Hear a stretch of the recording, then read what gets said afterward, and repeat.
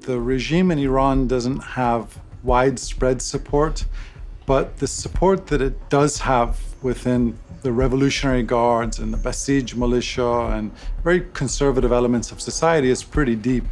And so what that means is that you have a regime which is really willing to kill en masse to keep their power.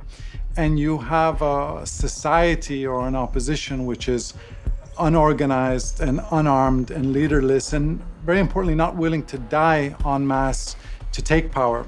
And so, my argument about Iran is that in 1979, Iranians experienced a revolution without democracy, and today they aspire for democracy without a revolution. Meaning people in Iran, I would argue, have they aspire for revolutionary ends, but they're not willing to pursue revolutionary means. And so you think they're basically Americans? In some ways, I think that in a way it's kind of a reflection of a political maturation in Iran. Do you think that National Security Advisor John Bolton doesn't understand this or doesn't care?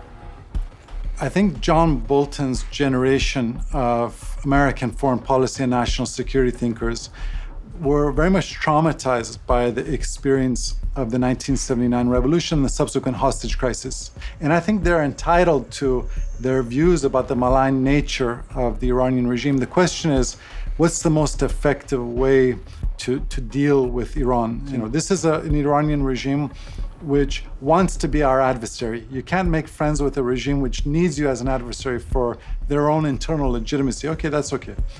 But then how do you go about dealing with that problem? And I think the perennial challenge in the United States is that people on the far left, like Bernie Sanders, think that we're the problem, and people on the far right, like John Bolton, think that we're the solution. And in reality, I think it takes a mix of both pressure and engagement to effectively deal with Iran.